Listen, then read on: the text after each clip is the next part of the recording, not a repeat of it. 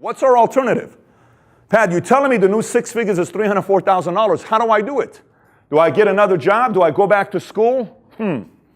Think about the richest person you know. Think about the wealthiest person you know. Think about that person. Somebody you've touched, somebody you've had dinner with. Think about the wealthiest person you know. Everybody thought about that person? I'm not talking Buffett, somebody you know. It's normally the person, everybody talks behind that person's back. That's the person, okay? You know it, okay? Are you ready? Ask this question. Does that person have a job or are they an entrepreneur? What makes you think you're going to become wealthy having a job? You just answered it. So have you really positioned yourself to become wealthy? I don't know. But you just answered it yourself. I did not. Entrepreneur. Look at the reality of it.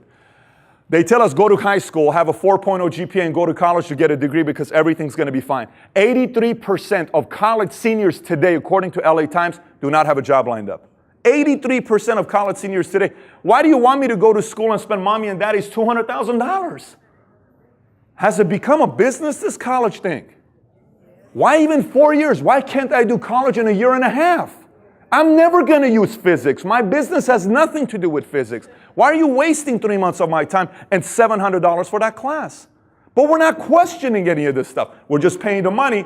Then that father, mother that spent $200,000 on the school and now is working until 73 years old. Because you think Social Security is going to be around. You think it's going to be around. Nope. I tell you it is going to be around, but let me tell you how they're going to have it be around. Here's how they're going to do it. Do you know originally when they chose the age for Social Security, do you know why they chose 65? Does anybody know this? Because no one lived to 65. Do you know this? When first Social Security was invented, it was because 65, because no one lives to that age. Do you know what they're going to do? You're going to see Social Security will be around, but benefits will start at 80 years old. You'll see it. But and their government's going to say, we told you we're never going to go away with it, but it starts at 80. How smart is that, right? 66% of Americans make less than $41,000 per year. 65% of all new net jobs are not created by the government or these big Wall Street corporations. They're created by small businesses since 1995. Who's talking about that? Who's getting up on TV saying, I'm running for presidency, we need more entrepreneurs? We need more. When's the last time you saw a governor, senator, president get up on TV and say, American people, please start reading these 5 books on how to start a business and how to manage your own finances? When's the last time we had that? Why isn't any politician recommending books for us to read on getting our finances in order? Why don't they tell us that? I don't understand that concept. Educate us and we'll be free. So what is an entrepreneur? In simple words, it's a risk taker. But let me skip this here. Where did it all begin? Columbus comes to America. He was the first entrepreneur to make it here to the New World according to what history tells us. His mission was to find a way to trade for spices. George Washington was an entrepreneur, manufactured 2 products in his crop, flour and distilled whiskey. Michigan was the first university to offer a course in entrepreneurism. Do you know how many universities are teaching classes to become an entrepreneur today? Hundreds. Do you know why? People are starting to figure it out. They're starting to figure it out. You know what generation is really figuring it out? It's so interesting to me. It's boomers. Do you know why boomers are figuring it out? Because they have the most experience in the workforce and they know it doesn't work anymore. And millennials and Gen Xers are not asking anything, questioning anything. They're just doing what boomers did. They're going and getting a job. They're not realizing the original reason why 9-to-5 job was created. Do you know originally, you know this 9-to-5 is only an 80-year period thing. Anyone knows this? Like 9-to-5 has not been around for thousands of years. It's only 80 years old. Do you know why we agreed to work 9-to-5? Why 9-to-5? Do you know why we agreed to work that 9-to-5? Do you know why? Daylight hours. Daylight hours. And do you know who invented 9-to-5? By what was the company that invented 9-to-5? You should know it. You know it. Ford Motor Company. At that time, Ford was a godfather of companies in Detroit. Whatever they did, everybody else did. So here's how it was. Hey, Vicky, I would like to have you give 30 years of your life to my company, Ford Motor Company. And Vicky says what? She goes like this, and she says what? Your question would be what? What do I get for giving you 30 years? And I said, I'm sorry, I'm Ford. She says, I'm sorry. What am I going to get for my 30 years? I guess that's a fair question. Okay. You give me 30 years of your life, staying with me at the company, I'm going to give you a 30-year pension plan. Wait a minute, so I work for you 30 years, then you're going to give me my income? I am. Fair deal, boom, we shake hands. Good negotiation. Do you realize that's why we agreed to do this? Raise your hand if you got a pension plan. Watch this. Watch this. No, raise your hand up high if you got a pension plan from your company. Look at the age of people that raise their hands. You don't see 35-year-olds. They're clueless about it. Because companies said these 20, 30-year-olds know nothing about pension plans, cancel the whole thing. They won't question it. They'll still come and work for us, and we don't even need to give them a pension plan. And people are still doing it. And no one's talking about this. Only people raise their hand that have pension plans mid-40s and up. Because you were in that era. It's gone. We used to have 134,000 pension plans in 1985. We got barely 20, 30,000 today. Because they don't have to offer it to you and I. Because millennials are not questioning it anymore. They're just following. I go work 9 to 5. My mommy and daddy did it. And the system loves it that no one questions it. People even get up and walk out. What the hell are we talking about at this meeting? I thought this was an entrepreneur meeting. So, why do you think there aren't more entrepreneurs in America? Folks, how many of you have thought about starting your own business? Raise your hand. What is the number one reason why most of us don't start a business? Watch the answer. Fear. We're afraid. I've never done it before. I can't do it. I don't have the money. I don't have the time. I don't have the education. I don't have the support. I don't have the idea. I don't know how. Watch this though. Why are the reasons why most entrepreneurs become entrepreneurs? Why do you think they do? See, I think there's two reasons. One is the common reasons. The other one is the deeper reasons. Let me speak to you about the common reasons. Everyone knows the common reasons. The common reasons are what? Control of time. I want to make more money. Tax benefits, family business. This one's very interesting. Do you know for years we've been told husband and wife shouldn't what? Work together. Now who said that in the first place? I would love to meet that guy. We're now 300 million of us are saying that. Check this out. How has it worked? A husband works in a place for 10 hours with a bunch of other people, potential to meet new people. Wife goes and works in a new place for 10 hours. They are growing what? 10 years later, you're sitting at dinner and saying, why did I marry you? I don't love her anymore. I think we're disconnected. 66% of marriages end up at a divorce. Do we ask why? Do you realize for thousands of years we didn't have any divorces? Why? Husband and wife ran a business together. We built something what? Together. So I'm seeing you every day. I'm with you every day. Baby, we're building something together. So at night, hey, remember that one thing that we need to work on, baby? You need to call Joey in the morning.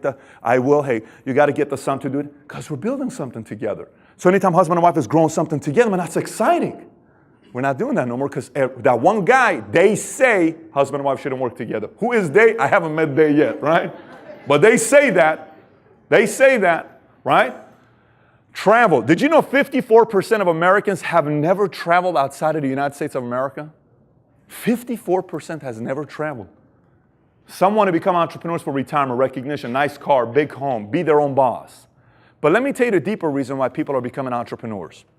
Do you realize in this room, we have Caucasian, African American, Hispanic, Middle Eastern, Asian. We have different nationalities. Christian, Jehovah, Seventh-day LD, LDS, Scientology, Muslim, Catholic, agnostic, atheist, Confucius, whatever you want to call it, right?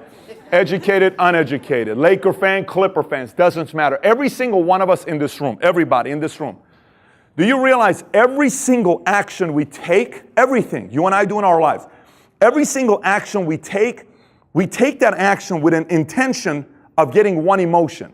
Anyone knows that one emotion we want? It's what? Happiness. 2007, when the market crashed, everybody lost their money. In 2008, you know what was the most common word used in books that were published in 2008? Happy. Because everybody wanted to find out, how in the heck do I become what? Happy. Do you know why all these beer companies do so well? Because they do commercial with, when you're drinking, you're with single girls, and it's just so, I'm going to drink, Coors Light because I'm happy when I drink Coors Light for 30 minutes. Do you know why the drug business does so well? Ooh, when you smoke, you're so happy. You drop this pill, you drink water, you get a massage. Ooh, it's great. You snort this thing, you feel like you're Superman for about 5 minutes. Everything's like happy, happy, happy. You're laughing about it. I'm sorry, we're all adults here. It's not like none of you guys haven't seen pot ecstasy or cocaine. I mean, it's not like at the time we hit 18 nowadays in America, I'm sorry, we see a lot of weird things today. Your kids see things at 10 years old we used to see at 18 years old. So, how do you judge happiness? It took me a long time to question this. I decided judging happiness on the lifespan of that feeling of happiness. This is 30 minutes. This is very short. All of those are short. The biggest, long-lasting happiness feelings are all natural. Every one of them are natural. They're all natural highs. All of them. And we'll talk about that here in a minute. Do you know everybody here wants to be fulfilled? Do you know everybody here wants to live a meaningful life? We may disagree on a lot of things. There isn't a single soul here who doesn't want to live a meaningful life. Any parents in the room, raise your hand if you got kids. Hey, what do you and I want our kids to say about us when we die? Honestly. That they like us? You know they're going to say stuff about us when we're dead that they never said when we're alive. Yes? Look, some of us don't have living parents and we wish we had 5 minutes with them to tell them some stuff we didn't say. None of us are perfect. But you know what's going to happen? We'll be in heaven and we're going to go and say, hey God, I cleaned that cloud. Am I cool to check out my kids real quick? You cleaned the good. I cleaned the good. I'm telling you, the cloud is clean. Okay, go ahead. We're good? Okay, good. Because you know, I got good technology up there, right? So I'm going to come, I'm going to say, there's my boy. See how he's doing? Okay. He's happy. Okay. He's spending some time with his wife right now. Let me cover this up. This is a little awkward. You're going to step away. It's kind of weird. You come back. Okay, this is... And he opened up the clouds, and then boom. He's in a car by himself, and he's got his hands and his head on the steering wheel. And he's just going like this. And you're saying, why is he doing that? And you can hear his voice. Dad, I miss you, Dad. Mom, I need you right now, Mom. Marriage is a mess. I have no clue what to do. I haven't told Mary. I don't know how to pay my mortgage payment. You taught me so much about life. I wish you were here with me. I wish I could have 5 more minutes with you to tell you how much I love you. I am the man, the woman I am today because of you. I miss you, Mom. I miss you, Dad. I love you so much. Oh. I got 2 kids, man. They're only 3 and 22 months. I melt thinking about this. And I know you do as well as parents. Because everybody wants to live a flippin' meaningful life. Everybody does. We may be different, but we want to make an impact with our lives. And you know how we do it? You ever met bitter people? Anybody met bitter, depressed people? Do you ever wonder why some of us sometimes are so bitter and depressed? I used to want to find out what causes people to be lazy until I figured out why people are lazy. I wanted to find out at one point, why am I so lazy when I was a kid? Do you know, it's a very simple research. Does anybody know what causes laziness? A boring life. Boredom is the seed of laziness. When we watch a boring movie, what happens to us? We fall asleep. When you watch an exciting movie, what happens to us? We don't fall asleep. That's your life. If your life is boring, you're lazy. If your life doesn't have a lot of action, you don't have a lot of energy. And I saw that in my life. But you know what causes bitterness and what causes depression? You ever met bitter people that everything to them is like, they're so bitter to be around? Do you know what it is? Let me tell you what causes happiness and what causes bitterness. And here's all it is. People who no longer create anything are depressed and bitter. And people who continuously create, they're happy. You want me to give you an example? My mom and dad divorced in 1989. 20 years they didn't see each other. My mom told me, I will never be in the same room with your dad. My dad said, I will never see your mom ever again. 20 years I prayed. I wanted to have them to be in the same room together. 20 years later they did. You know why? Because my niece was born. My sister created a child. When she created that child, everybody showed up. And everybody was happy. My mom and dad talked to each other with no problems. How many times have you seen grandkids bring families together? Anybody's ever seen grandkids, what they do to a family? Everyone shows up out of nowhere. If we don't create, we're not happy. You see people who are bitter, make a list of what they've been creating. Nothing. They're not happy. They don't have happiness. There's not fulfillment there. Anybody's ever bought anything from IKEA? You ever bought anything from IKEA? Do you ever realize, like afterwards, what the heck was I thinking about going to this IKEA? My wife, I come home, babe. Yeah, baby. See that box? Yeah, baby, what's your point with the box? You know, when we said we're going to make that shelf, we're going to make that little cabinet together today, babe. Babe, we never make it together. You just hand me the screwdriver, baby. I mean, that's not making it together. So then you go over there, you're all ticked off. Man, you know what I'm talking about, guys. So we go over there, we're like this, talking behind, under saying stuff. And you look at the box, 198 parts, and you open the manual, it's in French. I don't speak French, like give me an English manual. And you start building this thing, right? And you're so furious. And you're getting close to what? Finishing it. And then your masterpiece is done. And then your parents show up. Hey, Mom, I created that thing. I am the creator of that thing. Son, don't touch it. I created it. Do not touch it.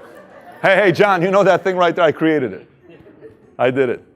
IKEA has become a multi-billion-dollar company because they figured out people become happy when they create things. Sudoku game is good because when you create and finish the diabolic formula, whatever it is, you're all happy. You know what I'm talking about? Puzzles, we create, we're happy. But those are just actions that don't make you money.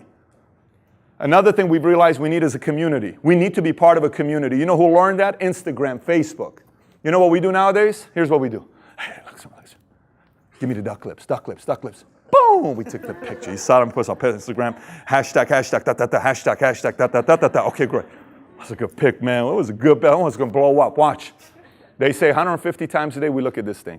150 times a day. So we go, oh, bro, 17 likes in 4 minutes. Woo! It's good. It's good. Oh, my God. This is good. Oh. So you walk around. I'm going to check it again. 34.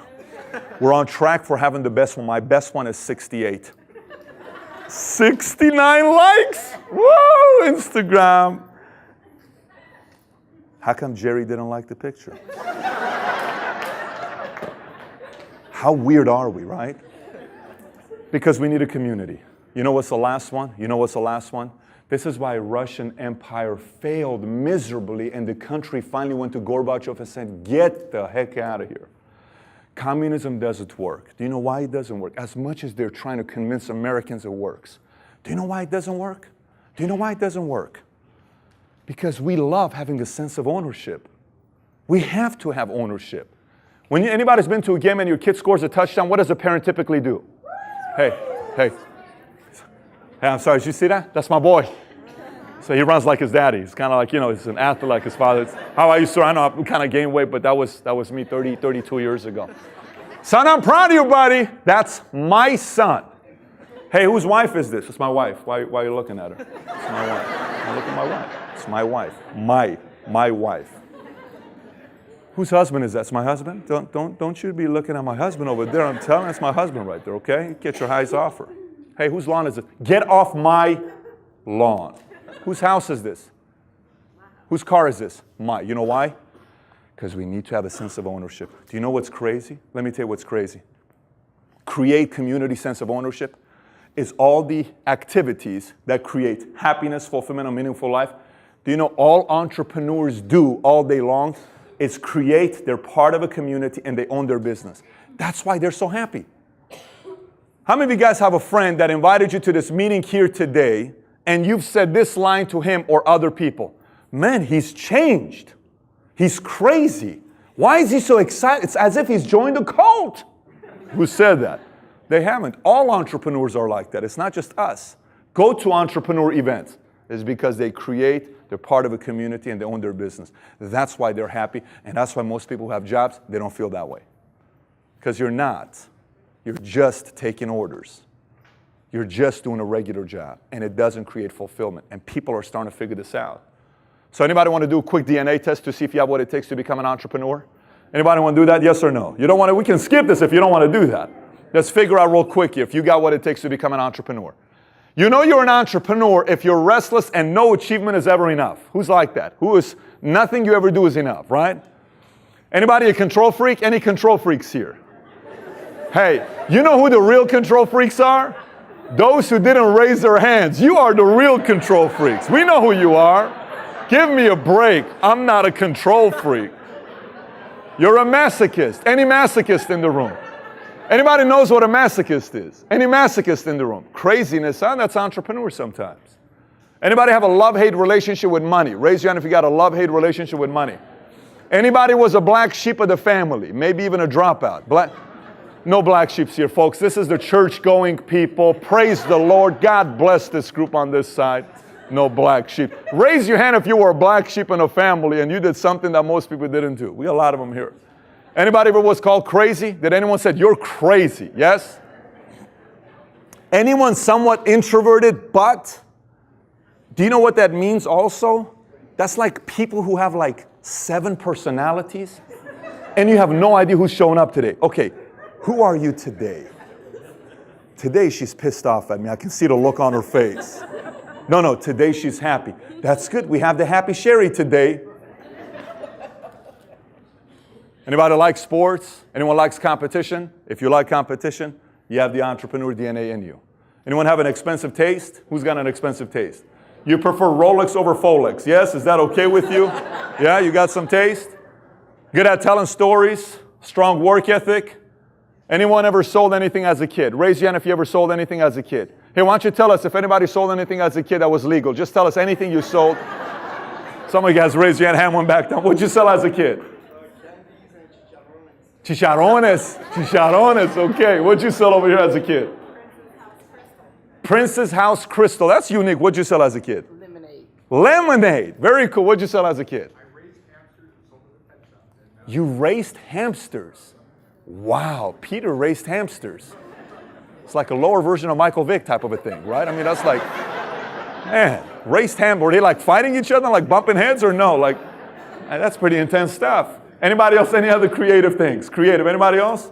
Anybody want to tell us? Yeah, tell us back there. What'd you sell? Blue. Yeah.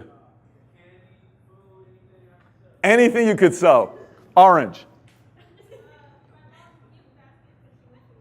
Your mom's gift baskets when she went to work. Did she know about it is the real question. And she's smiling back there. Okay. Anyone very curious? Anyone's ever been called nosy? Listen, we got a lot of nosy people here in the room. Anyone ever been called nosy? Believe it or not, in family and friends, it's not good to be nosy, but in business, if you're nosy, it's very, very good. It makes you good money. Anyone somewhat shameless? You could care less what people think about you. Raise your hand. It's great to see all these embarrassing people here who are shameless, right? Shameless. You know what's crazy? Do you know how many people I see and say, that person would be incredible as an entrepreneur, but they'll probably never find out because they're never going to try to become an entrepreneur. That drives me nuts. I see someone like, does this guy really understand how incredible of an entrepreneur they can make? But they're afraid they never do it.